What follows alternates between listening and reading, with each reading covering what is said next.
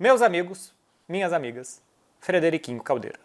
A partir de hoje, entre hoje e amanhã, se você está assistindo isso na terça-feira, se você está assistindo na quinta já foi, a gente vai conhecer 8 classificados para as quartas de final da Liga dos Campeões. Mas a gente também vai conhecer 8 eliminados. 7, porque o PSV está simplesmente cumprindo tabela. Se você não é torcedor do PSV e ainda tem interesse de saber se seu time pode passar ou não, Frederico e eu vamos explicar a partir de agora o que vai acontecer nessa rodada de Champions League. Fred? Exatamente. Marcelindo, amigos e amigas, um abraço, um prazer estar com vocês aqui mais uma vez. Inclusive, a gente vai se debruçar mais nos confrontos que aparentemente estão mais abertos, né? O Derby de Madrid, Liverpool, PSG, Barcelona, Benfica. Mas eu também quero sim colocar uma lupa no caso do PSV. Em algum momento desse programa a gente vai falar bastante sobre o PSV, porque imagina o clima do avião nessa viagem para Londres. Exatamente. Tudo isso depois da vinheta.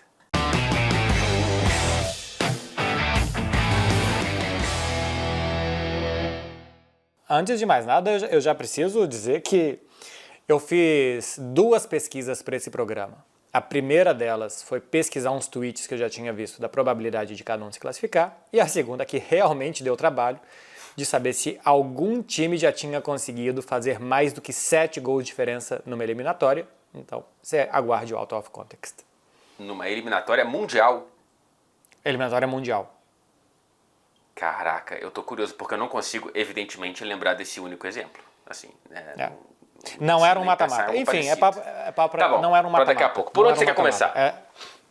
Vamos por ordem mais ou menos cronológica. O primeiro jogo desta terça-feira, daqui a pouco às 1h30, começa o nosso pré-jogo para Barcelona-Benfica. Nessa terça-feira a gente tem alguns grandes jogos, depois ainda tem Liverpool e Paris Saint-Germain. E na quarta-feira o outro que também chama muito a atenção, que é entre Atlético de Madrid e Real Madrid. São os mais abertos, além de Lille e Borussia Dortmund. Os outros a gente vai passar um pouco mais rápido. De Barcelona e Benfica, Frederico, Barcelona sai da Luz com uma vantagem de 1-0, pode empatar em casa que se classifica. Nessa Liga dos Campeões tem em casa 3 vitórias e 1 empate, e o Benfica vai tentar fazer o jogo da vida como fez para se classificar para os playoffs da Liga dos Campeões, que foi sair de casa e vencer a Juventus em Turim. E depois nos playoffs o Benfica também venceu, ganhou do Mônaco pelo placar de 1-0. O Barça não vai ter o Pau Cubarsí, que foi expulso, e o Benfica não vai contar com o Álvaro Carreras, lateral esquerdo, que foi muito bem nos 2 duelos que teve com Lamine Yamal, tomou o 3º cartão amarelo e está fora do jogo, Fred. Pois é, eu não consigo colocar muita chance para o Benfica nesse jogo, para esse confronto. É uma chance muito desperdiçada, né? Você perder em casa tendo um jogador a mais por 3/4 da partida. Por mais que o Barcelona, dentro de Montjuïc, tenha toda aquela questão de não ser um caldeirão, né? De não ser um estádio do Barcelona, é um estádio de aluguel, por mais representativo que seja para a história da cidade, não é tão para o clube e para a torcida. Eu sinto que esse Barcelona não vai deixar escapar, cara. Não consigo ver no encaixe de jogo desse Benfica, ainda mais sem o Carreiras, que foi tão bem contra o Lamine. Tô curioso para ver como que o Lamine vai conseguir ser, enfim, o Lamine de outros jogos contra esse Benfica. Ele não foi em nenhum dos 2 dessa temporada, muito por conta do Carreiras. Então, eu não vejo muita chance para o Benfica, não. Não sei por onde que o Benfica poderia tentar construir esse resultado para vencer o Barcelona fora de casa. Quem é que joga no lugar do Cubarsí, você acha? Deve jogar o Ronald Araújo. Tá.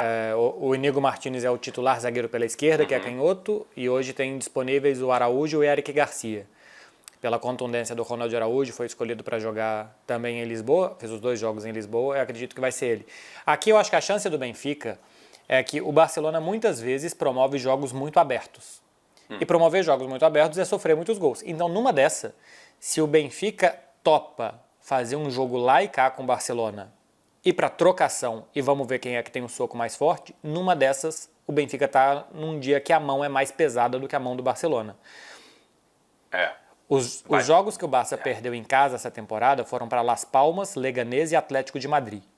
Foram 3 times que jogaram extremamente fechados, que contaram com muitos gols perdidos pelo Barcelona, tiveram que se defender bem e ainda contar com boa dose de sorte, e ser muito cirúrgico no contra-ataque. O Leganés fez um gol com 5 minutos de partida e se defendeu por 85, torcendo para que nada acontecesse, e nada aconteceu.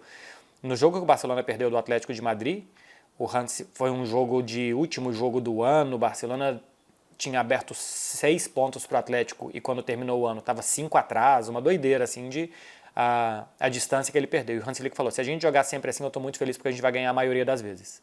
E de lá para cá o Barça não perdeu mais, porque realmente jogou muito bem, mas perdeu aquele jogo.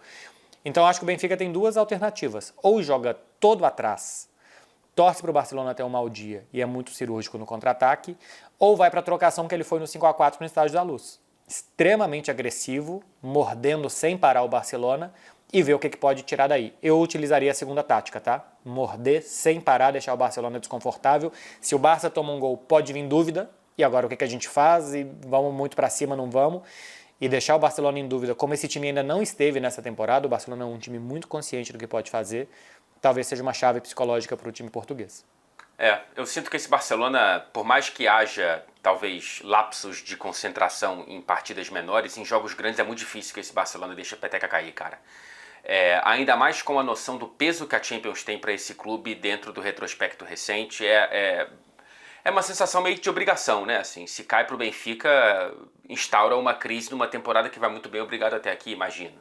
Então tem esse fator de responsabilidade enquanto instituição, de pressão positiva para esse time que tem condições de conquistar a Liga dos Campeões depois de tanto tempo para esse Barcelona, e que deixar uma vaga escapar depois de você subir a montanha figurativa em Lisboa com um homem a menos, não vai subir a montanha literal de Montjuic para deixar essa vaga escapar. Na sua percepção, qual que é a chance de classificação do Barcelona? Eu colocaria de 85%. Para mim é de 80%.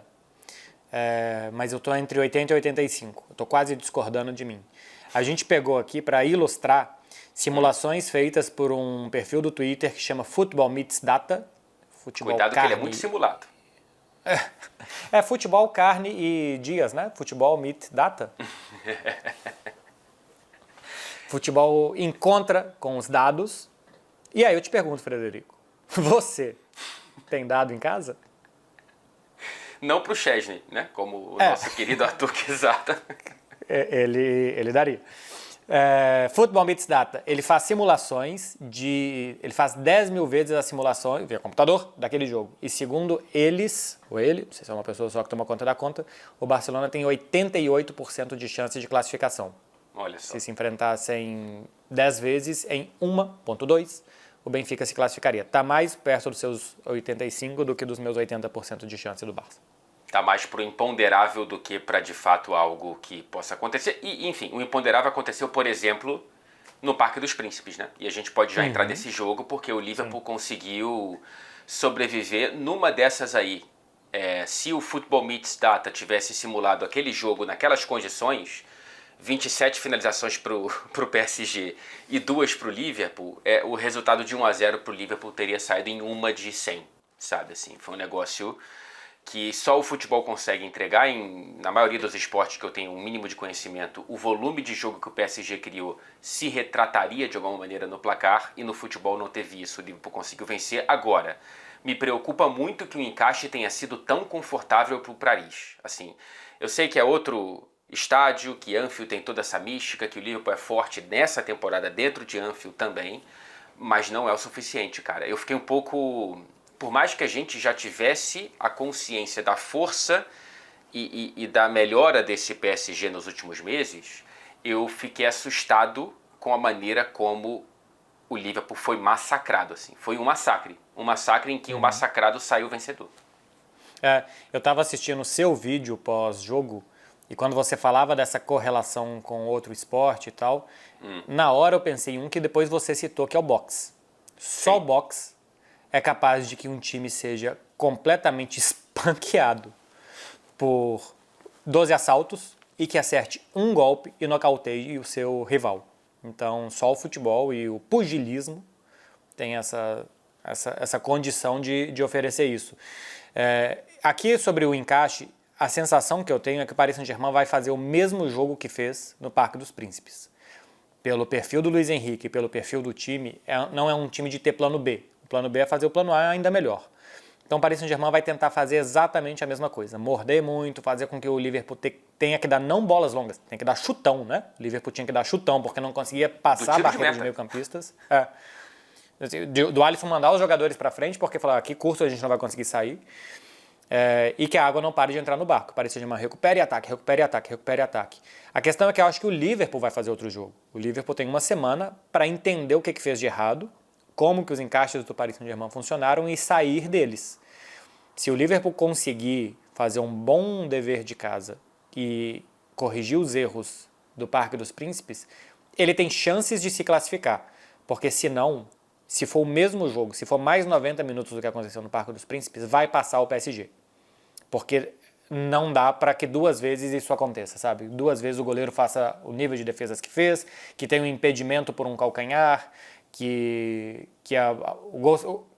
um cartão vermelho que deveria ter tido pro Konaté, que sem goleiro que a bola vá por cima e não que ela acabe entrando, como teve uma das finalizações do PSG. Algumas dessas vão acabar entrando, e então o Liverpool precisa de um jogo diferente. Não sei como que o Slot vai fazer isso. Se ele vai, por exemplo, tentar atacar e pressionar mais, se ele vai tirar um atacante e colocar mais um meio-campista, mas o Liverpool precisa de um outro jogo. Eu faria isso, assim. Eu não sei, a gente está gravando esse programa antes da rodada do fim de semana, não sei se o Gakpo voltou pelo menos para o banco de reservas contra o Southampton. Até a gravação desse vídeo, o Slot disse que era dúvida e seria uma decisão em cima da hora. O Gakpo não tendo condições de começar contra o PSG, e acredito que não o terá, porque já é terça-feira, eu teria Salah de um lado, Luiz Dias de outro, mas eu faria como ele fez contra o City e como a gente achava que ele ia fazer no Parque dos Príncipes, né? Que é ter o Jones junto com o Szoboszlai nesse meio campo para alternar a posição de falso 9 e não o Diogo Jota. O Diogo Jota não fez um bom jogo. Ninguém do Liverpool fez um bom jogo, a não ser o Alisson. Mas o Jota me pareceu uma opção taticamente equivocada do Slot para tentar morder esse PSG, não conseguia passar do meio campo. O Jota muitas vezes virou um volante. O mapa de calor dele na partida no Parque dos Príncipes é um mapa de calor de um volante. E eu fico me pensando se talvez não fosse um jogo para você, de alguma maneira, ter o Endo como titular também para dar mais um grau de combatividade nesse meio campo. Então, ao invés do Jones com o Szoboszlai, colocar o Szoboszlai mesmo como falso 9 e o Endo ajudando o Gravenberch e soltando um pouco mais o McAllister, porque eu acho que esse jogo o Liverpool precisa matar no meio campo. Porque se deixar para as pontas vai ser muito complicado. Eu ainda acho que a questão onde o Paris Saint-Germain é mais perigoso é quando ele não tem a bola. Porque quando o Liverpool tem a bola e tenta sair jogando e o Paris Saint-Germain recupera, os ataques são muito mais perigosos do que quando o Paris Saint-Germain parte com a bola desde a defesa. Embora no Parque dos Príncipes tenha entrado água de todos os lados, né?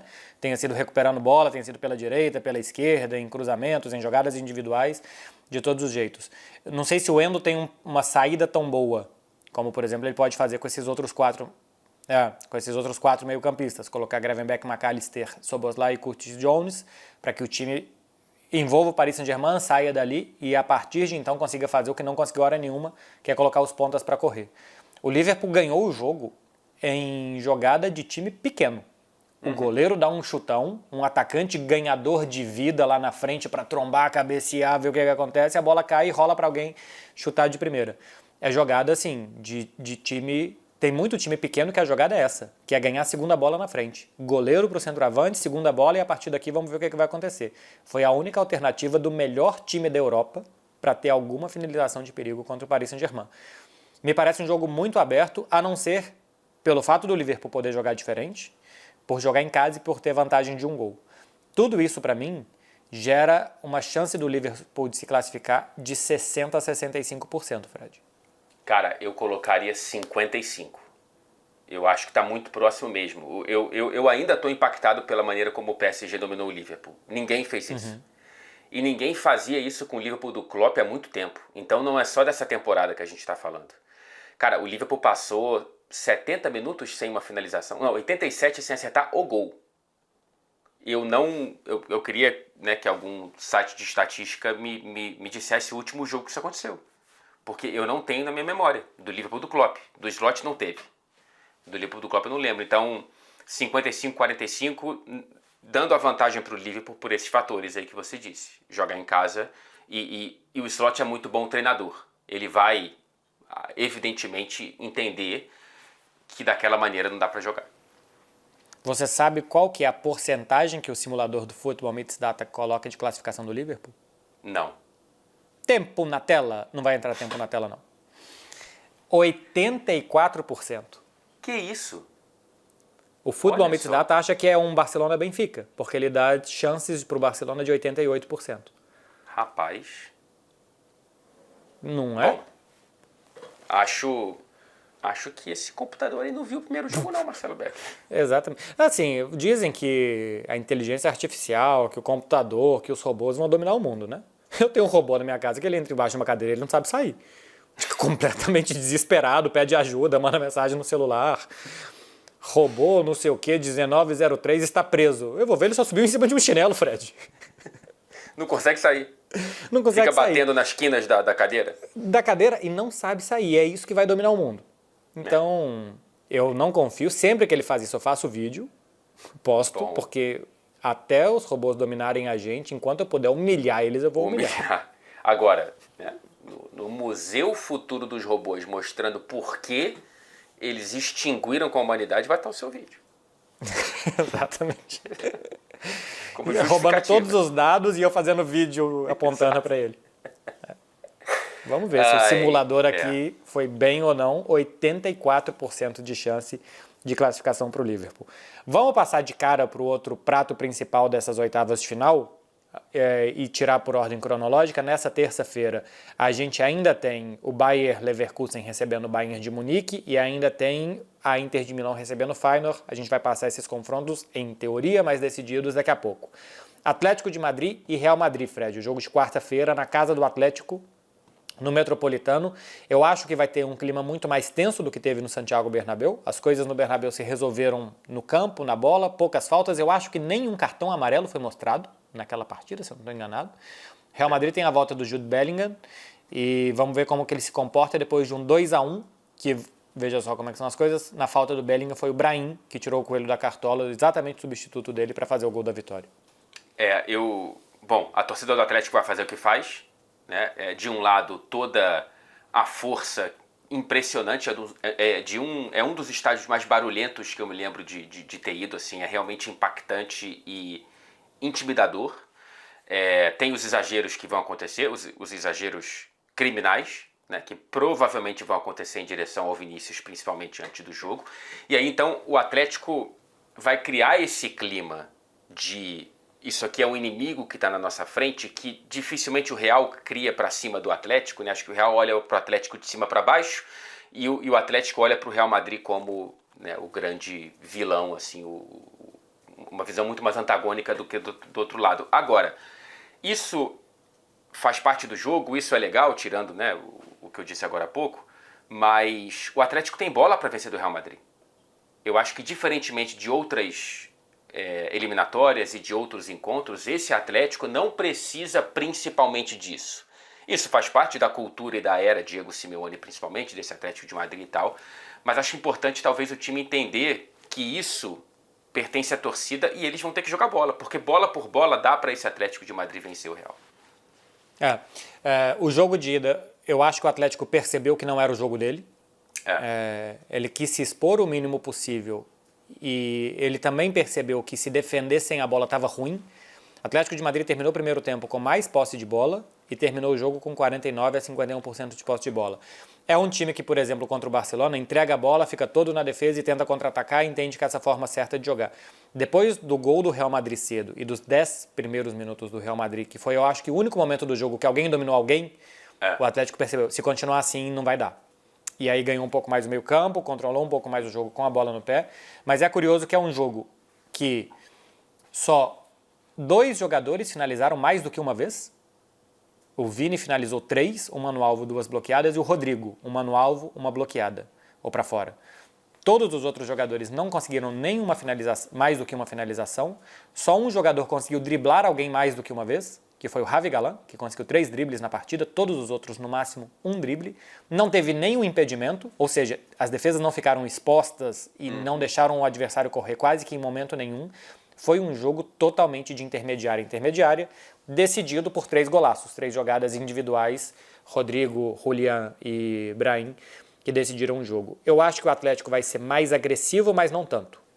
E ele só vai ser muito, muito, muito agressivo quando precisar. Se estiver faltando 15, 10 minutos, aí o Atlético vai todo para cima para fazer 1 ou 2, 3 gols. Se estiver perdendo de 1 a 0, tiver que fazer 2 ou 3 para levar para a prorrogação a vencer no tempo normal. Aí sim eu acho que o Atlético vai soltar todo o potencial que tem. Antes disso, um time que vai atacar sentindo o tanto que dá para atacar com um pouco mais de calma e de cautela. Lembrando que o Atlético tem 40% dos seus gols marcados nos 15 minutos finais de jogo. É uma proporção absolutamente irreal. Não é normal que um time faça 40% dos gols nos 15 minutos finais. É aquele tipo de jogo que a gente vai ver o Sorloth pronto para entrar aos 82, né? Assim, para conseguir ter alguém dentro da área para a bola aérea e tudo mais. Agora, eu sinto que para o Real Madrid, que evidentemente também tem muita bola para vencer do Atlético, mesmo no Metropolitano, o mais interessante seria entregar a bola para o Atlético, para deixar o Atlético errar, para deixar o Atlético ver se consegue. O Atlético vai tentar, no abafa, vai tentar criar um começo de jogo como o Real Madrid criou para o Atlético no Bernabéu. E eu sinto que esse Real Madrid é muito forte quando ele consegue ter espaço para contra-atacar. Então parece uma marca, um DNA do Real Madrid recente, do Ancelotti, né? E acho que essa é a fórmula que ele vai adotar. É tratar o Atlético de Madrid como o Manchester City e tentar contra-atacar para ver se consegue explorar os espaços com a correria dos 4 da frente, mas não somente. A questão aqui é entregar a bola, mas ser agressivo para recuperar, né? Isso. Porque contra o Barcelona, nos 2 jogos que o Real Madrid entregou um pouco mais a bola e não foi agressivo o suficiente para recuperar, ele foi muito vulnerável, porque tinha muito pouco ajuda dos atacantes, especialmente de Vinícius e de Mbappé, e aí o adversário, no caso aqui o Barcelona nas 2 goleadas dessa temporada, controlou muito. O Atlético de Madrid não tem a capacidade que o Barça tem de achar espaços curtos e ir controlando assim. O Atlético de Madrid também quer resolver a vida mais rápido, isso pode gerar mais erros do Atlético. Mas o Real Madrid tem que ter o equilíbrio entre se postar na defesa, mas ser agressivo o suficiente para recuperar a bola e colocar seus atacantes para correr. Eu acho que fez isso muito bem contra a Real Sociedad outro dia. O gol sai de uma recuperação de bola do Vini quase na área do Real Madrid, uma bola para o Bellingham, uma bola longa excelente, o Endrick domina e faz um belíssimo gol num jogo que o Real Madrid fez isso, entregou a bola para correr depois. Vamos ver se consegue. A sua proporção para a classificação de um e de outro, como é que é? Eu colocaria 70-30, 70 para o Real Madrid. Eu acho que é muito mais equilibrado. Para mim é 60-40. O gol do Real Madrid eu acho que dá a ele 10% mais de chance. Se tivesse sido 1-1, para mim era 50-50. Um gol do Real Madrid dá 10% mais de chance. O Football Meets Data vai para 74% Real Madrid. 74 Real Madrid, 26. É curioso porque Real Madrid e Liverpool decidem em casa com gol de vantagem e Barcelona também. Os 3 decidem em casa com gol de vantagem. 88 Barcelona, 84 Liverpool, 74 Real Madrid. O Real decide fora. O Real decide fora, é verdade. O Real Madrid decide fora e ainda assim tem 74%. 74%. Ou seja, eu estou preocupado com a minha probabilidade que está próxima desse computador meio Exatamente. Você está pensando igual um computador. Exatamente. Daqui a pouquinho dá uma tela azul aí. A gente tem Como já deu. A gente tem que apertar o botão para reiniciar.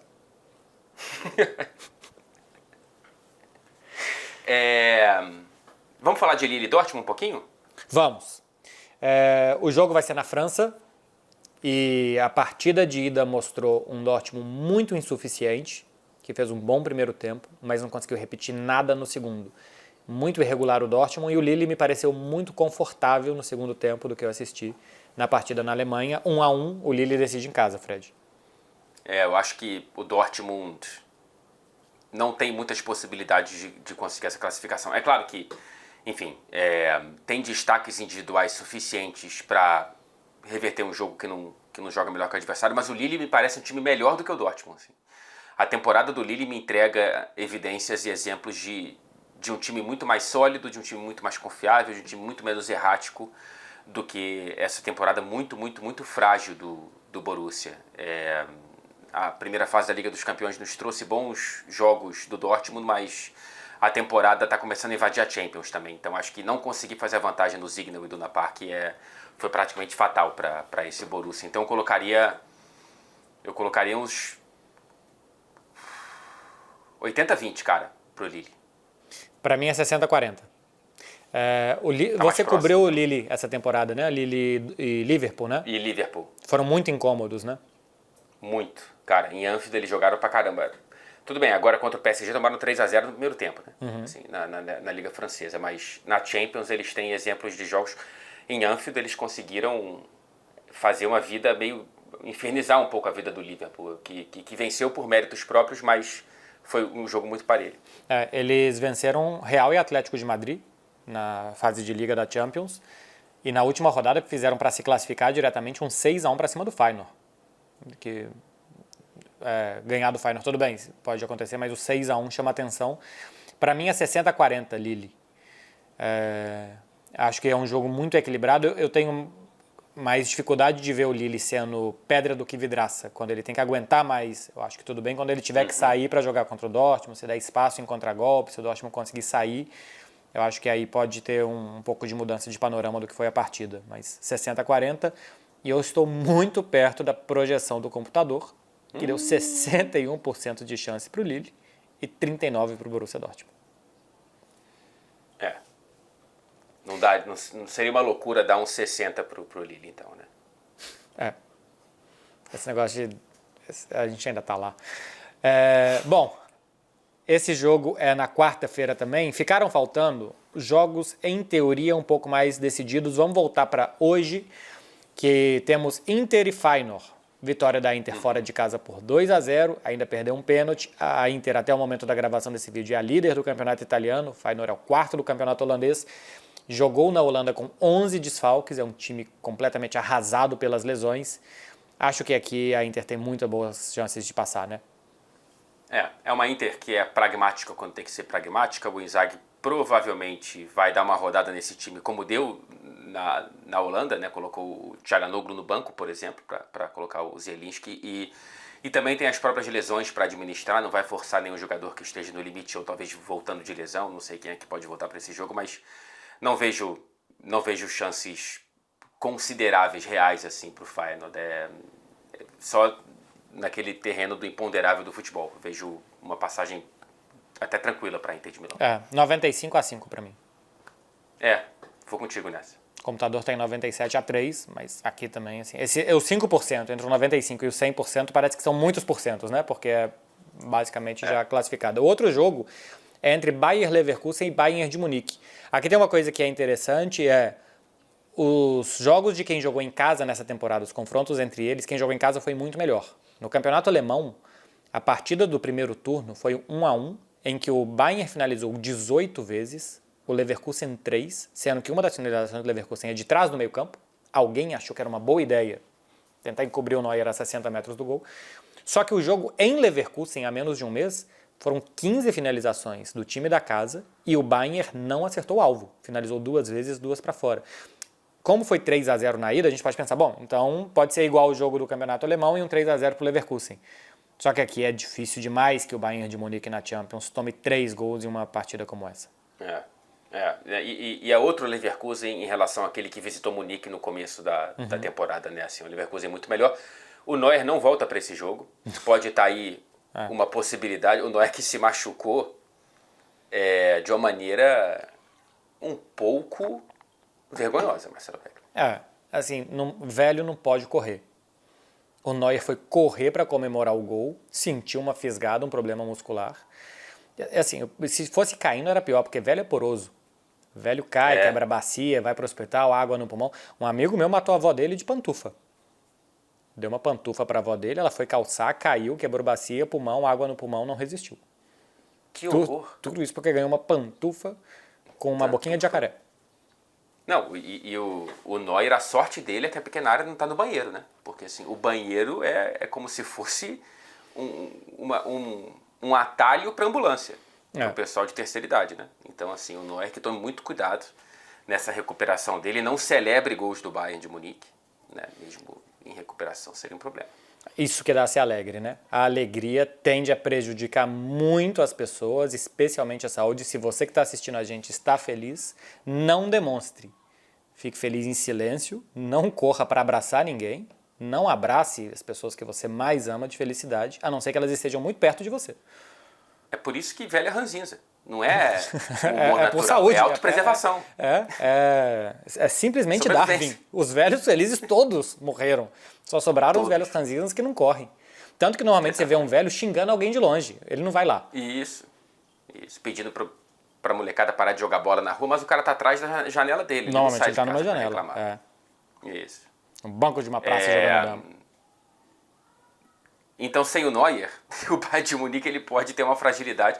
Mas assim, cara, é um encontro tão bom que eu acho que foi um pouco estragado pelo placar do primeiro jogo.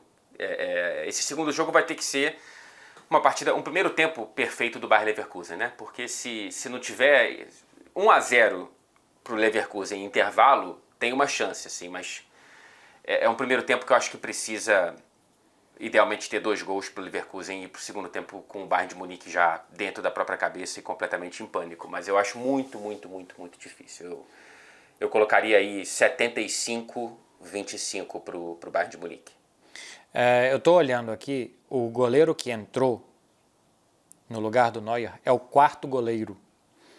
Porque o Reich está machucado e o Daniel Peretz também está machucado. O Daniel Peretz não está disponível desde 6 de janeiro e o Reich não está disponível para o time desde 21 de setembro. Está fora desde então.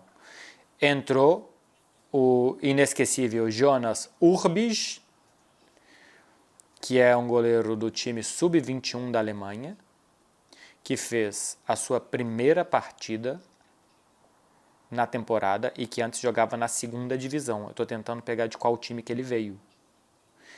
Bom, ele estava emprestado. Esse cara que vai agarrar contra o Leverkusen. Esse cara que vai agarrar. Ele estava no Colônia. Tinha jogado antes no Grauferfurth e antes no Jan Regensburg. 21 anos. Quem não viu ainda? Você viu ele entrando em campo? Vi. Não tinha pinta de jogador. Não parecia jogador. Parecia um torcedor. Assim, se eu fosse o Leverkusen, hoje é o dia de tentar fazer um gol de trás do meio campo.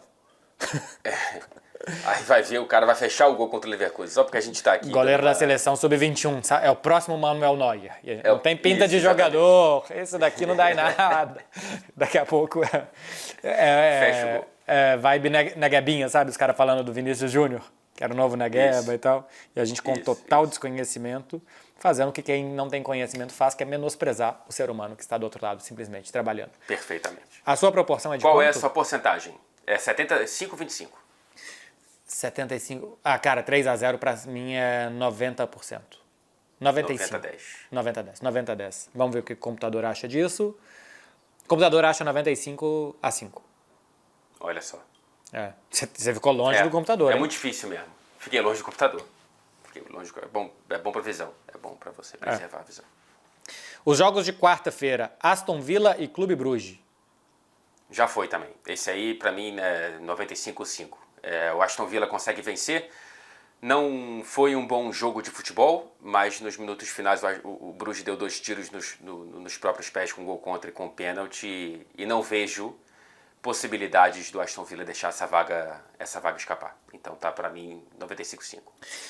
Muitas vezes em eliminatórias tem isso, né? Que o time mais fraco acaba em algum momento se autocomplicando, né? Um erro de individual, um momento de desconexão do time e tal. É um nervosismo, né? Possivelmente. Para mim é 90-10 também. Tem um pouco mais aí, porque se o Bruges faz um gol, volta pro jogo. E aí, se faz um gol e resiste até os momentos finais, quem sabe, uma bola parada, uma bola desviada, pode fazer o segundo. O computador dá a chance de classificação do Aston Villa de 94% e 6% pro Clube Bruges. Faltou Arsenal e PSV. Então, já tá tudo dentro de contexto. É isso daí. Vamos para o out of context.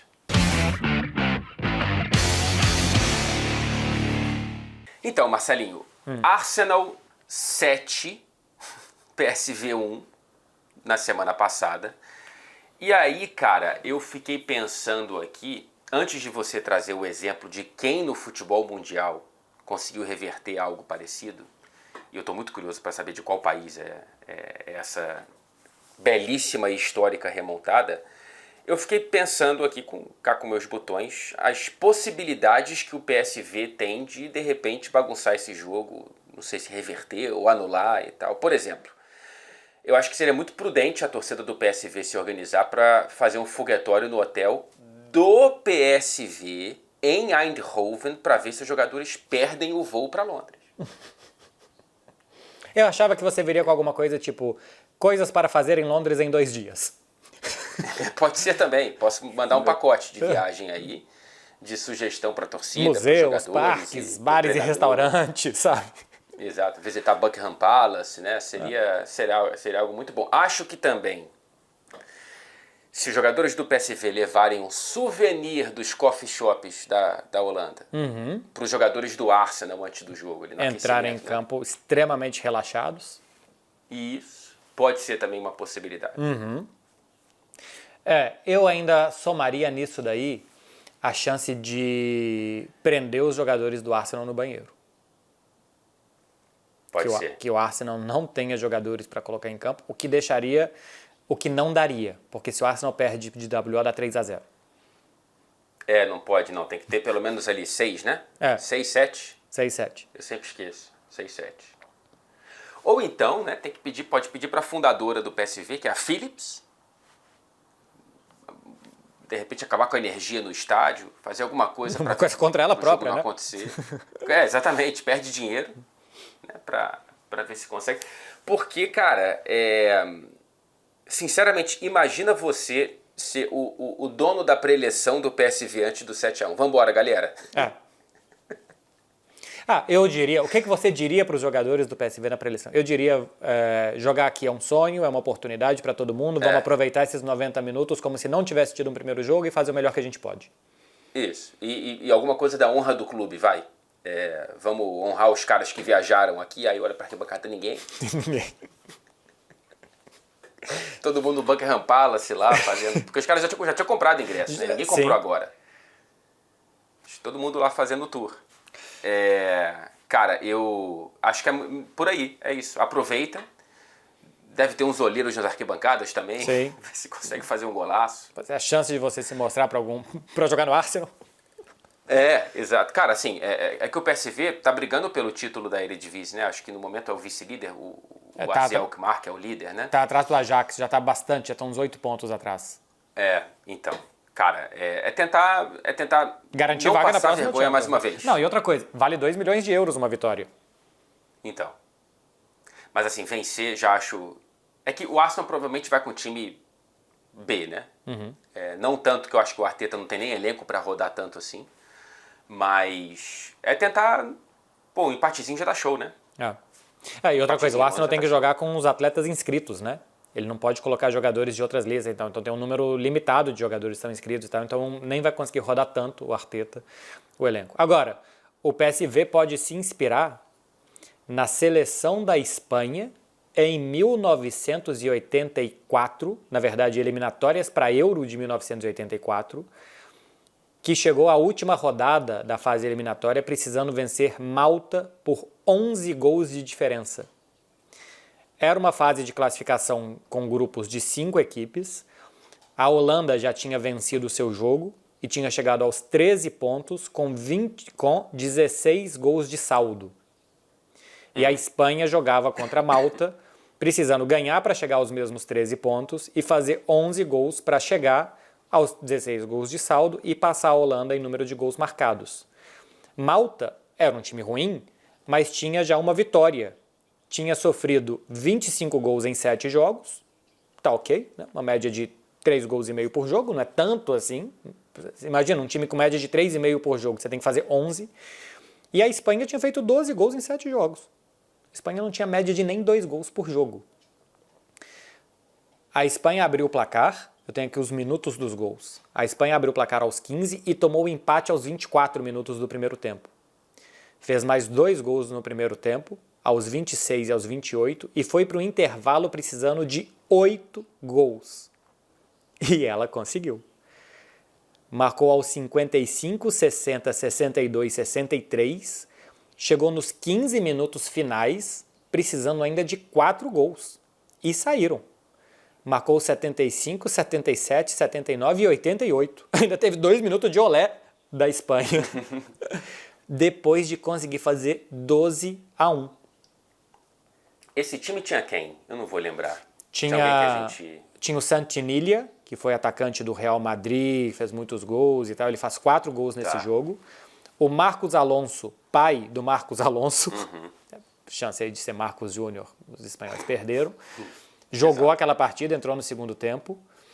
O Camacho, que foi técnico da Espanha, do Real Madrid, depois era zagueiro desse time. Eu acho que o Roberto Fernandes, que era auxiliar do Luiz Henrique até pouco tempo, também estava. O Zubizarreta era o goleiro reserva. O Paco Bullo era o titular. E tinha o Lobo Carrasco ainda, que hoje é comentarista do Chiringuito, é um ex-jogador e tal. Eu não lembro se todos esses estavam nesse jogo ou se eles estavam na Euro de... Se eles não estavam nesse jogo, na Euro de 84, certamente eles estavam, porque eu peguei a ficha da Euro de 84 depois para ver todo mundo que estava lá. Porque a Espanha se classifica e chega à final da Euro e perde da França por 2-0. Mais um recado para vocês evitarem a felicidade, a euforia, evitar uma grande remontada, porque ela pode vir meses depois acompanhada de perder uma final de campeonato.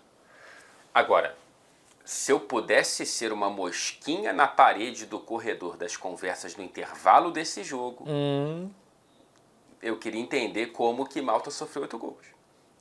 Se foi no puro talento espanhol, se teve uma troca de Ramon. I prefer do not pick. If I speak, I will say too much. Exatamente.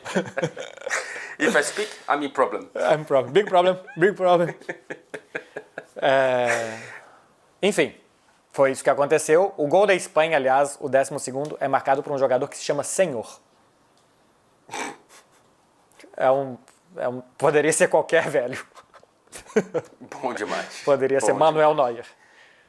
Então tá aí a inspiração para o nosso querido PSV. Trate o Arsenal como Malta. Exatamente. E deixe tudo para o segundo tempo. Se o primeiro tempo terminar 0-0, os caras podem assistir aí 15 minutos de matérias especiais sobre como fazer 8 gols em 45 minutos e torcer para o Arsenal ter jogadores tão ruins como a seleção malteca.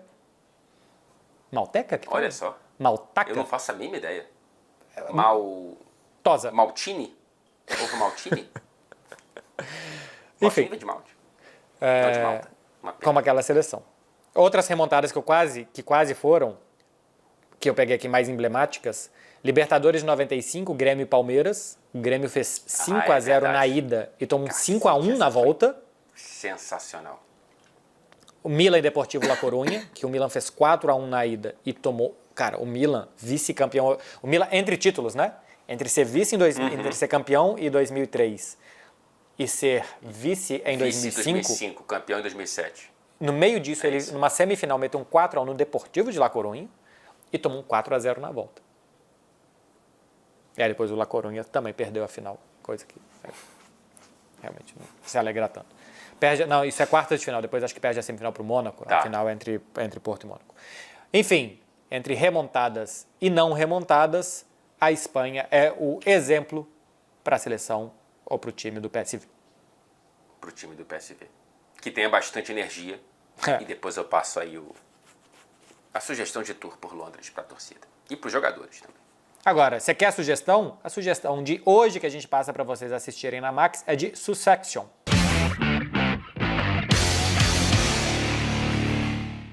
Não é exatamente isso, mas a série que acompanha a disputa entre filhos de Logan Ray, patriarca da família, pela sucessão do Império. Logan começa a se afastar do comando da empresa e a escolha do seu sucessor se torna cada vez mais difícil. Essa série explora temas como poder, ambição, lealdade e família. Engraçado aqui que família está ligado com lealdade, mas tudo bem.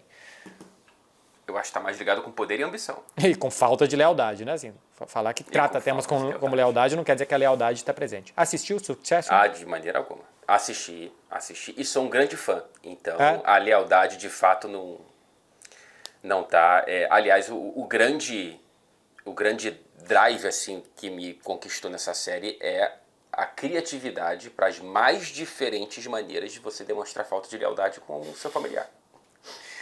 Isso é muita ambição. Impressionante. É muita ambição. É muita ambição. É bom demais, hein? É bom demais. Se você não viu, veja, porque Succession é muito bom. A nossa indicação e o nosso Out of Context já foram contados. Agora a gente vai contar para vocês o resumo do programa. Fred, o meu resumo vai um pouco aqui na linha do computador, que é que o Arsenal tenha 100% de... A gente nem passou. O Arsenal, segundo o computador, tem 100% de chance de passar, tá? Isso. 10 mil de 10 mil, né? Simulações deram o Arsenal classificado. 100% de chance de passar o Arsenal. Depois vem a Inter com 97, o Bayern com 95, o Aston Villa com 94. Aparentemente, a gente tem 4 confrontos aqui definidos. Mas depois que o Liverpool tem 84% de chance contra o PSG e que a gente acha que o Paris Saint-Germain tenha tantas chances, mostra que o futebol é essa doideira que de vez em quando essas coisas podem acontecer. Não estou dizendo que vai, mas que essas coisas podem acontecer. E para mim o grande tchan dessa Liga dos Campeões é que PSG, Atlético de Madrid e Benfica, que parecem menos vivos do que estão, podem, algum deles pelo menos, se classificar. E aí, cara, vamos lá, palpitar, hein? Quartas de final, começando pelo lado esquerdo da chave, para mim passa Villa e Liverpool. Para você também? Pode ser, vai. Tô sem convicção do Liverpool. Eu também tô com pouca convicção do Liverpool. O Villa sempre, para mim, tá lá, né? O Liverpool, acho... Mas vamos arriscado. montar, porque senão a gente vai empatar e a gente não vai conseguir montar. Então vamos, passa o Liverpool. Sob protestos, mas passa o Liverpool. Liverpool e Villa, e aí embaixo... Real Madrid e Arsenal. Arsenal e Real Madrid, também acho. Do outro lado, Barcelona e Lille. Sim. Bayern Inter e Bayern. Seriam essas as quartas de final. Boas quartas de final, hein? Quem se dá melhor nessas quartas de final são, se forem essas aí pra mim, primeiro o Barcelona e depois o Real Madrid.